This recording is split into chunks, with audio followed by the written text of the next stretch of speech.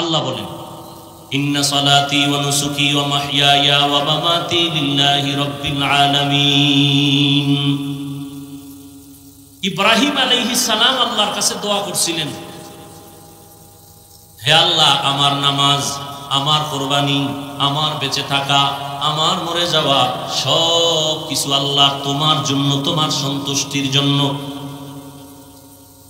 তুমি আল্লাহকে বলে জগৎ সমূহের রব, রব্বুল আলামিন। রাসূলের হাদিস পড়েছিলাম, ক্বালা রাসূলুল্লাহ সাল্লাল্লাহু আলাইহি ওয়া আলিহি ওয়াসাল্লাম, লা তাআতা লি মাখলুকিন ফি মাসিয়াতিল খালিক। রহমতের নবী বলেন, আল্লাহকে অসন্তুষ্ট করে পৃথিবীর কারো কথা হুকুম মানা হারাম। আল্লাহকে অসন্তুষ্ট করে দুনিয়ার কোনো ব্যক্তির কথা মানা যাবে না। আল্লাহকে সন্তুষ্ট রেখেই দুনিয়ার মানুষকে মানতে হবে। আমার শিক্ষকের কথা মানব ততক্ষণ, আল্লাহ রাজি থাকবেন যতক্ষণ। আমি আমার মা বাবার কথা মেনে চলবো ততক্ষণ, আমার মা বাবার কথাগুলো আমার আল্লাহর লাইনে থাকবে যতক্ষণ। আমি আমার ইমাম সাহেবের কথাটা মানব ততক্ষণ, ইমাম সাহেবের কথা আমার আল্লাহর লাইনে ঠিক থাকবে যতক্ষণ। দুনিয়ার সবাইকে বেজার করা সম্ভব, আমার আল্লাহকে বেজার করা সম্ভব না। আল্লাহকে বেজার করা যাবে? কিন্তু আমরা কঠিন ভাবে আল্লাহকেই বেজার করে চলছি। পর্দা করলে আল্লাহ খুশি, আত্মীয় স্বজন বেজার। আল্লাহ বেজার হয় হোক, আত্মীয় বেজার করা যাবে না। দাড়ি কাটলে আমার আল্লাহ বেজার, রাখলে আল্লাহ খুশি। আল্লাহ বেজার হয় হোক, আত্মীয় বেজার করা যাবে না। দাড়ি কেটে গেল, বউ বলে দাড়ি রাখা যাবে না, বউ তোমারে খুশি রাখলাম, আল্লাহ বেজার হয় হোক। কয়েকদিন আগে আর্মির একটা যুবক ছেলে চাকরি চাইরা মোনাজাতের পরে স্টেজ থেকে নামিয়ে আর বলে, হুজুর দোয়া করবেন। ইনশাআল্লাহ দোয়া করি। বলে, হুজুর আমি আর্মির চাকরি করতাম, কিছুদিন আগে ছেড়ে দিলাম। বললাম, এই মুহূর্তে তো আর্মির বড় দাম, ছাড়লা কেন? বলে, আর্মির বারবার আমাকে বারবার বলা হয় দাড়ি কেটে ফেলো। আমি সিদ্ধান্ত নিয়ে বলে দিয়েছি, চাকরি ছেড়ে দিলাম, দাড়ি কাটা আমি কখনোই মেনে নিতে পারবো না। হুজুর এখন চাকরি চাই না, দোয়া করবেন আল্লাহ হালাল ভাবে কিছু উপার্জন করে জীবন চালাইতে পারে। কোটি টাকা কামাই করে লাভ কি যদি সে টাকায় বরকত না থাকে? আর অল্প টাকা কামাই করে অনেক লাভ যদি বরকতওয়ালা হয়, হালাল, হালালে বরকত, হারামে কি নাই বরকত নেই। এজন্য নবী বলেন, আল্লাহকে অসন্তুষ্ট করে পৃথিবীর কাউকে মানা যাবে না।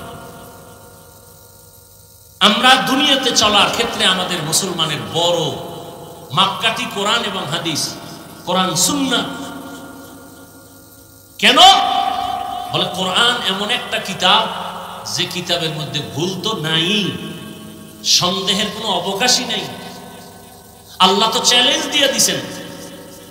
আমি ওপেন সারা বাংলাদেশে বলতেছি, এখনো বহু শিক্ষিত মানুষ আপনারা এখানে আছেন, আল্লাহকে সাক্ষী রেখে বলেন, আল্লাহর কোরআনে কোনো ভুল আছে? একটা ভুল এখন বের করে দেন, আমি এখন দাড়ি কেটে ফেলবো, সমস্ত কোরআন শরীফ আগুন দিয়ে জ্বালিয়ে দিব, আল্লাহর বিরুদ্ধে রাস্তায় কথা বলা শুরু করব, প্যান্ট শার্ট পরে নেমে যাব। কারণ আল্লাহ একজন আছেন, দলিল কোরআন। জান্নাত আছে, জাহান্নাম আছে, দলিল কোরআন। কিয়ামত হবে, দলিল কোরআন। মউত হবে, দলিল কোরআন। অতএব সে কোরআনে যদি ভুল হয় তো আল্লাহ ভুল, ইসলাম ভুল, আখিরাত ভুল। এজন্য আল্লাহ চ্যালেঞ্জ দিয়ে দিয়েছেন, কোরআনে কোনো ভুল নাই, পারলে কোরআনের ভুল বের করে দাও। এখনো বলছি, ভুল বের করে দাও, আজকে বের করে দাও, আজকে থেকে আল্লাহর বিরুদ্ধে নেমে যাও। কিন্তু তুমি কে? তোমার থেকে মহা পণ্ডিতরা অপচেষ্টা কম করে নাই, আজ পর্যন্ত একটা ভুল বের করতে পারে নাই, তো পারেই নাই, বরং মাথা নত করে কালেমা পড়েছে। এজন্য আমাদের মূল ভিত্তি কোরআন সুন্নাহ। কারণ আল্লাহ যার কাছে কোরআন দিয়েছেন, রসুলের কাছে, সে রসুল কেমন? 63 বছর হায়াতে নবী কোনোদিন একটা মিথ্যা কথা বলেন নাই।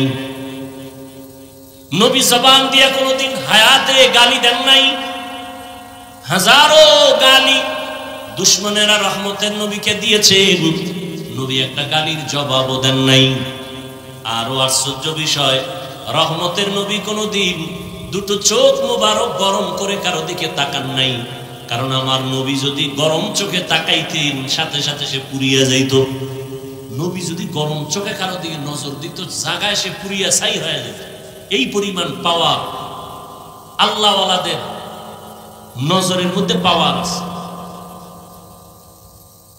আল্লাহ আমাদের বুঝার তৌফিক দান করেন। হাদিসের উপরে কিছু কথা, আয়াত যেটা পড়লাম ইব্রাহিম নবীর দোয়া সম্বলিত আয়াত, আমার নামাজ, আমার কুরবানি, আমার বেঁচে থাকা, আমার মরে যাওয়া কার জন্য? ইয়া ইলাহি মুঝসে মুঝকো দূর কর, তাকে দেখো মুঝ মে তুঝকো এক নজর। ইয়া ইলাহি तू मेरा माबूद है, या इलाही तू मेरा माशूक है। বাংলাদেশের মুসলমান বয়ান শুনে মসজিদে আজান দিলে দৌড়ায়, কিন্তু মুসলমানের যে বিজয়ের কিছু সময় আছে নিয়ে কোনো চিন্তাই নেই, কোনো ফিকির নাই। সামনে আসতেছে, গেছে পহেলা বৈশাখ, আসতেছে আবার পহেলা জানুয়ারি, 31st নাইট করবে, এরপরে ইংরেজি নববর্ষ উৎসব পালন করবে। মুসলমানের সন্তান হিসাবে আরবি নববর্ষ কোন মাসে কেউ বলতে পারবে না, খবর নেই। মুসলমানের জন্য আরবি নববর্ষের প্রথম মাস মুহররম। মুহররমের আজ 11 তারিখ, গতকাল গেল 10 তারিখ, যেটাকে বলা হয় রসুলের ভাষায় আশুরা। আশুরার রোজার অনেক মূল্য। আমরা গতকাল রোজা রেখেছি, আজও রোজা রেখেছি, অথচ মুসলমানের খবর নাই। আরবি নববর্ষ মুহররমের কোনো খবর নাই। তবে মুসলমান নববর্ষে বেপরোয়া ভাবে উল্টা পাল্টা কিছু করে না। মুসলমান করবে আমল। কি করবে? আল্লাহ, গত 1 বছর গুনায় কাটাইছি, নতুন বছর আসছে, পিছের গুনাহ মাফ করো, সামনের থেকে যেন বছরটা নেক আমলে কাটাইতে পারি, সেই তৌফিক তুমি দান করো। আর আমাদের দেশের মানুষগুলো নববর্ষ পেলে বিগত 1 বছরে যা আকাম না করছে, শুধু ওই দিন সে আকাম করে। কত আকাম আছে জমিনে, বাংলাদেশের মুসলমান সে সব রাস্তায় দৌড়ায়। না বাবা বাধা দিলে মানে, না মা বাধা দিলে মানে। আল্লাহ হেদায়েত দান করেন।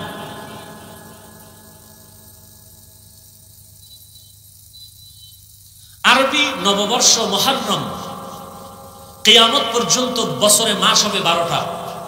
আল্লাহ সিদ্ধান্ত, ইন্না ইদ্দাতাশ শুহুরি ইনদাল্লাহি 12 শাহরান ফি কিতাবিল্লাহ ইয়াওমা খালাকাস সামাওয়াতি ওয়াল আরদ মিনহা আরবাআতুন হুরুম যালিকাদ দীনুল কাইয়্যিম।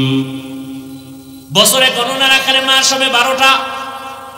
কিয়ামত পর্যন্ত কোন বছর 11 মাসে হবে না, 13 মাসে হবে না। কয় মাস? 12 মাস। আর এই 12 মাসের মধ্যে 4 মাস হলো বড় দামি, অন্য মাসও দামি, তবে এই 4 মাসের মূল্য আলাদা। রজব, মুহররম, জিলকদা, যুলহিজ্জা, এই 4 মাস। রজব একটা মাস, এরপরে যুলকদা, যুলহিজ্জা হজের মাস, হজের পরের মাস, হজের আগের মাস, এই 3, আর রজব একটা আলাদা মাস। এই 4 মাস। এর মধ্যে মুহররম আছে না নাই? আছে।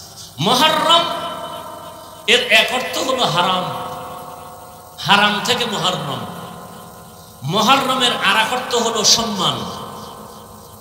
হারাম দিয়া কি বুঝাইলেন? বলে এই মুহররম আরো যে 3 মাস, এই 4 মাসে যুদ্ধ করা হারাম।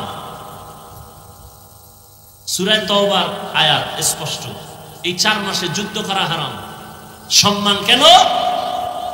এই 4 মাস অনেক দামি। আল্লাহ কয়, এই যে সিদ্ধান্তটা আমি লেখছি বা বলছি, সিদ্ধান্তটা আসমান জমিন যেদিন বানাইছি, ওই দিন আমি আল্লাহ লৌহে মাহফুজে সিদ্ধান্ত লিখে ফেলেছি ফেরেশতার দ্বারা।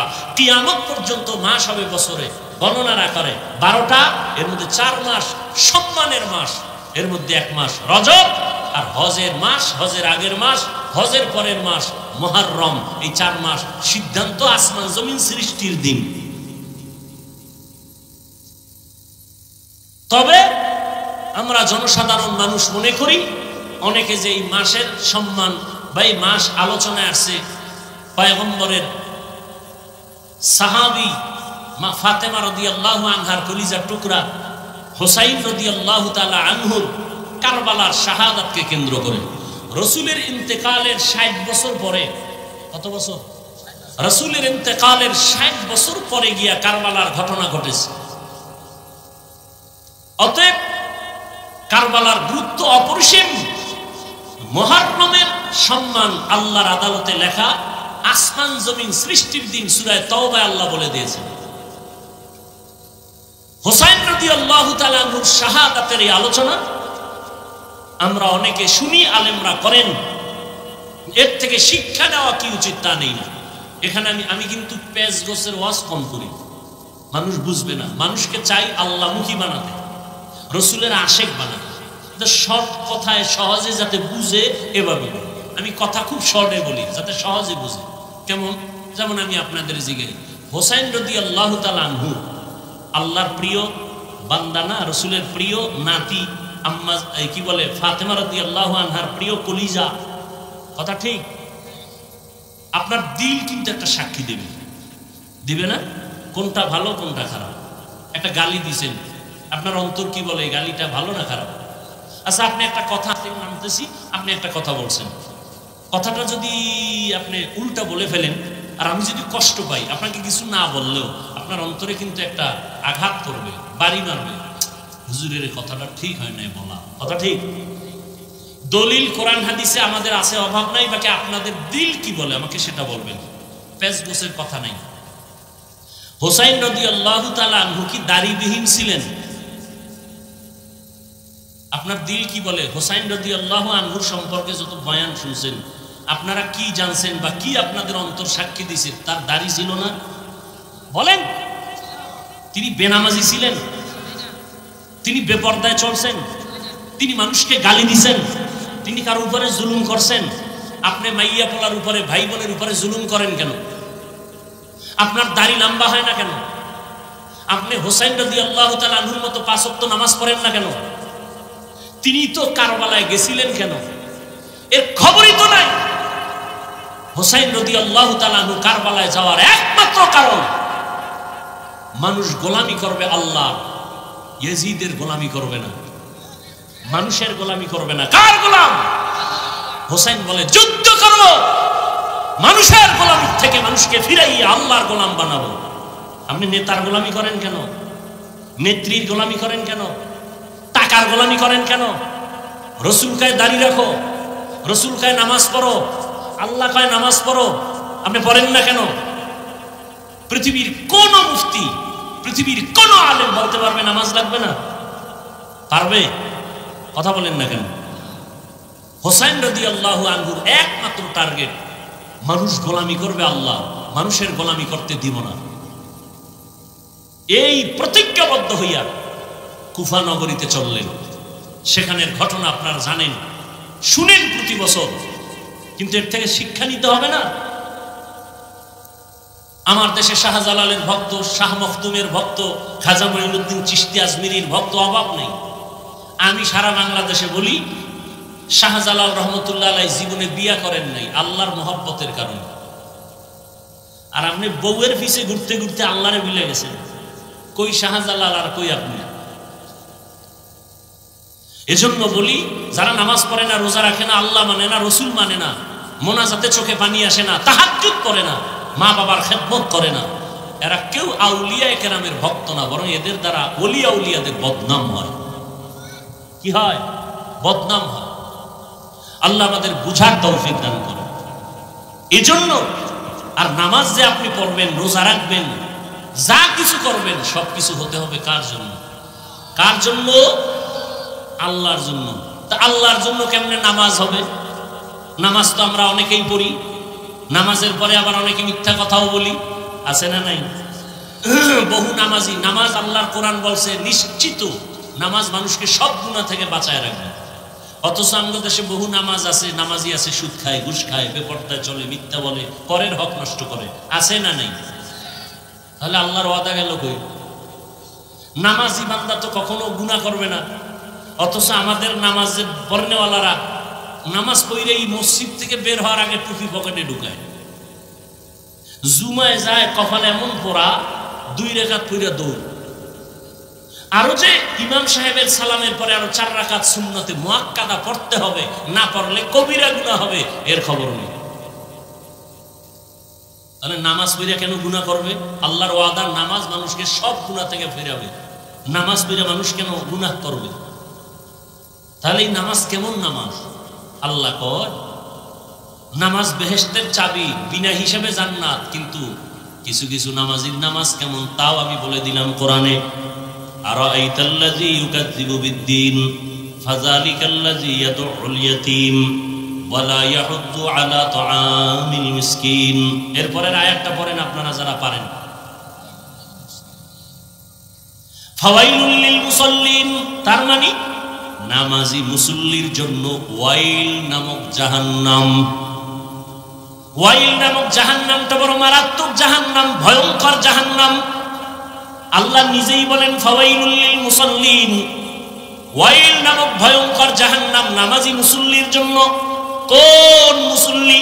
যে মুসল্লি নামাজ পড়ে দুনিয়া পাওয়ার জন্য, জীবনে নামাজ পড়ে না, মানুষের মন পাওয়ার জন্য এখন মসজিদে নামাজ পড়িয়া মিথ্যা বলে, নামাজ পড়ে সুদ খায়, নামাজ পড়ে ঘুষ খায়, নামাজও পড়ে মিথ্যা বলে, নামাজও পড়ে মা বাবার সাথে নাফরমানি করে, নামাজও পড়ে আবার অন্যের হক নষ্ট করে। এমন মুসল্লির জন্য আল্লাহ নিজেই বলেছেন ফাওয়াইলুল লিল মুসাল্লিন। এটা তো আপনাদের একটা জানাশোনা সূরা, বাংলায় তরজমাটা পড়ে দেখেন কি বলছে ওখানে। বাজার দিয়ে কোরআন কেনা লাগবে না, মোবাইল তো চালান, গজবের মোবাইল তো হাতে হাতে আছে। বাংলা কোরআন এটারে সার্চ দিয়ে ডাউনলোড করবেন, লিখবেন বাংলা কোরআন, আসলে এটাকে ডাউনলোড করবেন। 114 সূরা চলে আসবে। এবার আরাইতাল্লাযী সূরাটা শেষের দিক দিয়ে তরজমাটা পড়বেন। ফাওয়াইলুল লিল মুসাল্লিন, নামাজি মুসল্লির জন্য জাহান্নাম। তাও কেমন জাহান্নাম? ভয়ঙ্কর জাহান্নামের নাম ওয়াইল নামক জাহান্নাম। এই শুধু নামাজি মুসল্লি, ওয়াইল নামক জাহান্নামটা ভয়ঙ্কর। আর এই ভয়ঙ্কর জাহান্নামটা কার কার জন্য? আরেক আয়াতে আল্লাহ বলেন ওয়াইলু ইয়াউমা ইযিল লিল মুকাজ্জিবিন, মিথ্যাবাদীর জন্য ওয়াইল নামক জাহান্নাম ভয়ঙ্কর। আর কার জন্য? ওয়াইলুল লিল মুতাফফিফিন, ব্যবসা করতে গিয়া যারা কাস্টমারের সাথে 2 নাম্বারি করে তাদের জন্য ওয়াইল নামক জাহান্নাম। আর কার জন্য? ওয়াইলুল লিকুল্লি হুমাযাতিল লুমাযাহ, যারা মানুষের দোষ পেছনে পেছনে বলে, গীবত শিকায়াত করে, তাদের জন্য ওয়াইল নামক জাহান্নাম।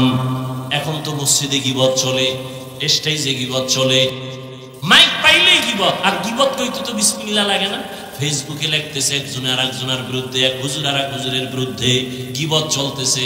গীবত করা হারাম, শুধু হারাম না, ওয়াইল নামক জাহান্নামী হবে গীবত করনেওয়ালারা। ওয়াইলুল লিকুল্লি হুমাযাতিল লুমাযা। আল্লাহ আমাদের জাহান্নামের এই গুনাহ থেকে পবিত্র হয়ে থাকার তৌফিক দান করেন। এক পবিত্র দেহের পবিত্র, আর এক পবিত্রতা হলো রুহের পবিত্র। আমরা বডিরে কত সুন্দর সাজাইছি না, পোশাক লাগাইছি, সাবান দিয়ে গোসল করছি, এরপরে আতর লাগাইছি, জাল দিয়ে ঘষতেছি। বডি সুন্দর করা দরকার।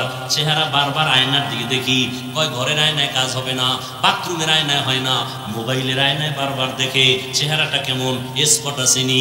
বডিটারে সুন্দর করে সাজাইলা, কিন্তু তোমার এই বডি চালনা, চালিকা শক্তি যে রূহ, ভেতরে যে তোমার আত্মা আছে, এটার হালাত কি খবর নিছনি? আত্মাটার জন্য কি সাজান তুমি সাজাইছো? আত্মাটার মধ্যে কি অহংকারের স্পট পড়ে আছে, এটারে দোয়ার চিন্তা করছনি?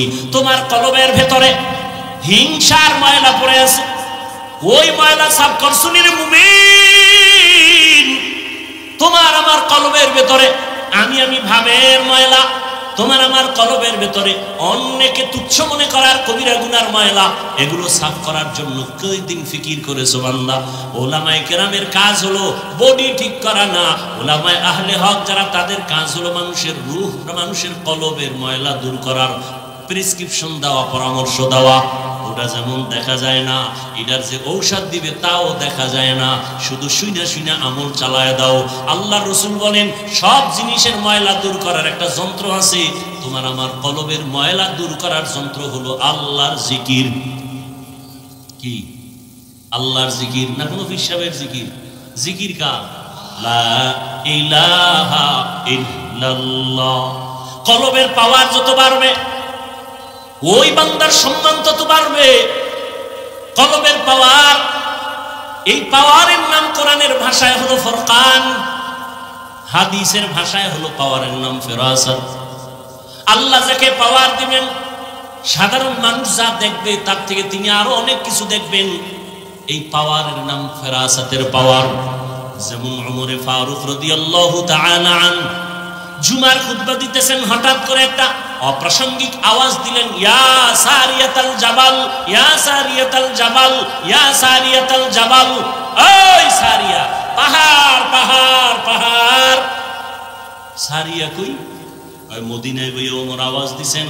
সারিয়া মদিনা থেকে 2000 কিলোমিটার দূরে ইরানের জমিনে যুদ্ধ করে। ওমর আওয়াজ দিছে মদিনায় গিয়া, এই সারিয়া সাবধান, সামনে পাহাড়। সারিয়া কই? মদিনাতুল মুনাওয়ারা থেকে 2000 কিলোমিটার দূর ইরানে যুদ্ধ করে। সারিয়াকে জিজ্ঞেস করা হলো, ও সারিয়া, ওমরের আওয়াজটা কি শুনছিলানি? সারিয়া বলে, কাছে বৈশা যেমন শোনা যায় তেমনি শুনেছি।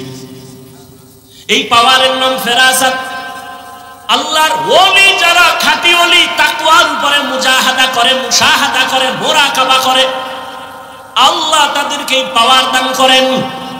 আর এই পাওয়ার কোন ভণ্ডকে আল্লাহ দিবেন না, বেনামাজিকে দিবেন না, হারাম যে খায় তাকে দিবেন না। এই পাওয়ার আল্লাহ তাকওয়াওয়ালাকে দান করবেন। তাকওয়া মানে কি? গুনাহমুক্ত জীবন অর্জন করার নাম তাকওয়া। যে ইচ্ছা করে গুনাহ করে না, অনিচ্ছায় গুনাহ হয়ে গেলে তওবা করতেও দেরি করে না, এর নাম তাকওয়া। যিনি এই অর্জনটা করে তার নাম মুত্তাকি। মুত্তাকিনদের ফলাফল দুনিয়াতে 6টা, আখিরাতে 2টা। কোরআনের আয়াত। আখিরাতে 2 ফলাফল পুরস্কারের, প্রথম বিনা হিসাবে জান্নাত, দ্বিতীয় পর্দা ছাড়া ডাইরেক্ট আল্লাহর সাথে হবে মুলাকাত। আর দুনিয়াতে 6টা। 6এর মধ্যে এক পুরস্কারের নাম আল্লাহ গায়বী খাজানা থেকে তাকে রিজিক দান করবেন। করোনা, স্কুল বন্ধ, কলেজ বন্ধ, চাকরি বন্ধ, ব্যবসা বন্ধ, সব কিছু বন্ধ। কোরআনের মাদ্রাসা বন্ধ হয়নি। কি মিথ্যা বলতেছি? কুলাঙ্গার শিক্ষিত ছেলে ট্রিপল মাস্ক লাগায় বসে আছে। করোনা, বাবায় করোনা আক্রান্ত, কাছে যায় না, মরবে। বাবায় মরেই গেল, কুলাঙ্গার ছেলে, শিক্ষিত কুলাঙ্গার, বাবার জানাজায় যায় নাই করোনা। ইতিহাস মানুষকে উপরে উঠায়, নিচে নামায়, ভুলবেন না। সেই সময় আমার দেশের শত শত করোনার লাশ কাঁধে নিলেন, গোসল করাইলেন, জানাজা পড়াইয়া নিজে কবরে দাফন করলেন। আমার দেশের টুপিওয়ালা হুজুরেরা, একজন হুজুরেও করোনায় মরে নেই। কোন হুজুর না খায়া চাকরি ছাড়ছে? আল্লাহ চোখে দিয়ে দেখাইয়া দিলেন, আমার উপরে মোহাব্বত নিয়ে তাকওয়ার উপরে যারা চলবে, আমি আসমান থেকে গায়বী খাজানার রিজিকের দরজা খুলে দেব। এরপরে হুজুর খারাপ। এরপরে কি খারাপ? কথা বলেন না কেন? হুজুর খারাপ। আমাকে একটু জবাব দেন। এই পিছনে তাকান কেন? সমস্যা? স্টেজে বৈশেই বলছি, ভোগের নাম ইসলাম না, ত্যাগের নাম ইসলাম। শেষ, ত্যাগ শেষ। একটু বৃষ্টির ফোঁটা পরে যেমনি ভয় পান। খোদায় যদি নদীর হুকুম দেয় যে পুরো এলাকাটা নিয়ে যান, ঘুমের মধ্যে দেখবেন পানির ভিতরে হাবুডুবু খাইতেছেন। শরীয়তপুরের নড়িয়া থানা নিয়ে গেছে না, আপনার সাইজ করতে আল্লাহর 1 সেকেন্ড লাগে। করোনা দেখেও ভয় আসে নাই। যে মাইরেরে বেশি ভয় পায় ও কঠিন মাইর খায়।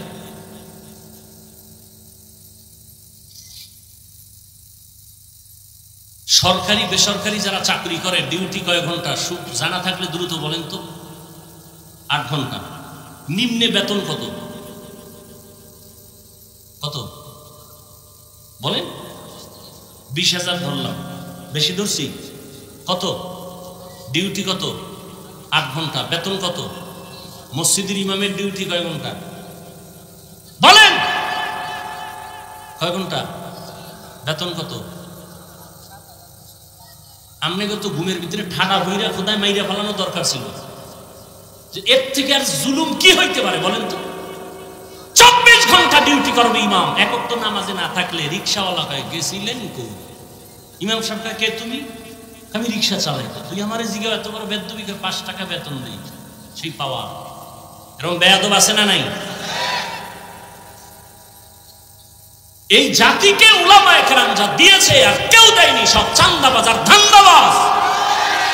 নিঃস্বার্থভাবে উলামায়ে কেরাম যা দিয়েছে আর কেউ দেয়নি, কিন্তু এই জাতি বারবার আলেমদের সাথে বেয়াদবি করে। বেয়াদবির ফলাফল ভালো না খারাপ? টাকায় বাঁচাইতে পারছে, চেয়ারে বাঁচাইতে পারছে? যারা বেয়াদবি করবেন গাড়ি আপনারাও রেডি রাখবেন, খুব সাবধান। তাসলিমা নাসরিন নামের এক MBBS ডাক্তার, আমি বরিশালীয় ভাষায় বলি বেশ্যা, বোরকার বিরুদ্ধে বহু লেখা লেখছে। MBBS ডাক্তার, যেমন তেমন ডাক্তার না, নাম কত সুন্দর, তাসলিমা নাসরিন, ইসলামী একটা সর্বোচ্চাঙ্গের নাম। বোরকার বিরুদ্ধে লেখলো, সেই বোরকা ভরিয়া পালাইছে। আমগো গ্রামের ভাষায় আছে, যে যাকে নিন্দে সে তাকে বিন্দে। আল্লাহ হেদায়াত দান করুন। আমাকে আপনারা বলেন তো, ইসলাম কি পূর্ণাঙ্গ না অপূর্ণাঙ্গ? আল্লাহ পাকের কোরআন রসুলের হাদিস কি পূর্ণাঙ্গ না অপূর্ণাঙ্গ? কিয়ামত পর্যন্ত মানুষের যত সমস্যা হতে পারে সব সমাধান কি কোরআন বা ইসলামে আছে না অল্প আছে? সত্য কথা স্বীকার করেন, আছে?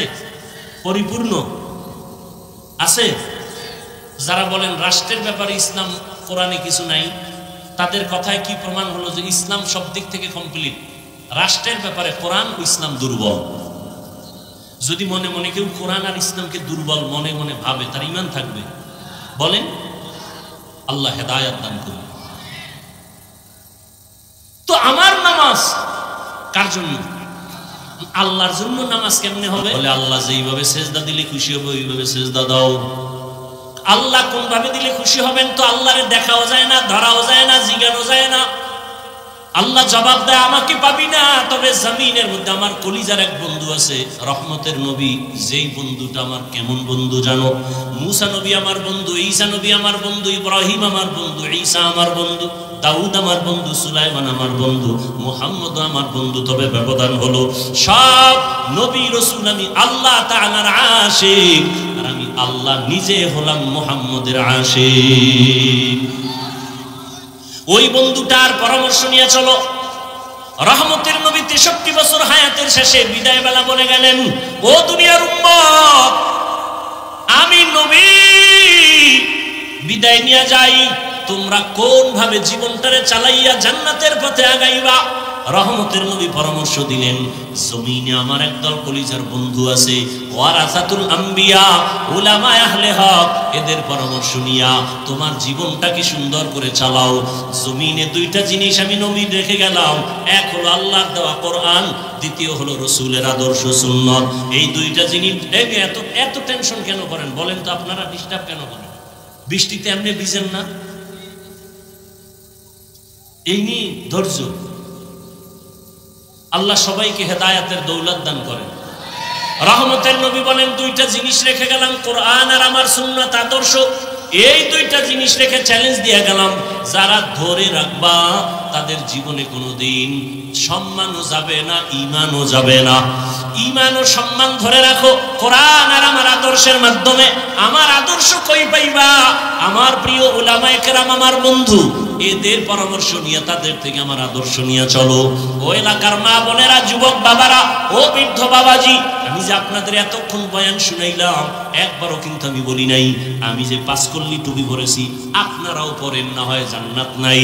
একবারও বলি নাই, বলবো না। আমি কওমি মাদ্রাসার সন্তান, একবারও বলি না আপনারা কওমি মাদ্রাসায় যান, স্কুল কলেজ ছেড়ে দেন, আমার মতো বড় হুজুর হইয়া যান। একবারও বলি নাই আমি তাবলীগের লাইনের সন্তান, একবারও তাবলীগের পক্ষে আপনাকে ডাকি নাই।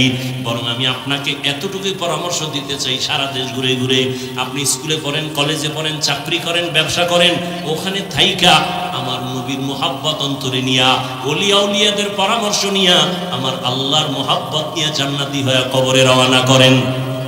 কেমনি স্কুলে থাইকা আল্লাহকে পাবেন? ও যুবক, আপনার মতো কত যুবক স্কুল কলেজে পড়ে, চাকরি করে, ব্যবসা করে, 5 ওয়াক্ত নামাজ পড়ে, দাড়িওয়ালা নামাজি নাই? আপনি কেন পারবেন না? এরে আল্লাহর বান্দারা, একটা বাচ্চা হাঁটতে পারে না, শিশু শুয়ে আছে, মা বাবায় ধরে ধরে তাকে হাঁটা শিখায়। আব্বা এক জায়গায় বইয়া, আম্মা আর এক পাশে, মাঝখানে বাচ্চারা ধরে সাইরা দেয়। সাইরা দিলে বাবায় ওদিক দিয়ে হাত বাড়ানো, এভাবে চেষ্টা করতে করতে বাচ্চা হাঁটা শিখে। যদি একবার পইরা যাওয়ার কারণে মা বাবা বলে আর তোরে দিয়ে হাঁটা শিখানো যাবে না, তাহলে জীবনে বাচ্চা হাঁটা শিখবে না। এভাবে শিখাইতেই থাকো, শিখাইতেই থাকো। আমি যদি মনে করি আমার নামাজটা আমি আল্লাহর জন্য যেদিন হবে সেদিন আমি পড়বো, খোদার কসম এইভাবে ঘরে বসে থাকলে কোনোদিন আল্লাহর জন্য তোমার অন্তর তৈরি হবে না।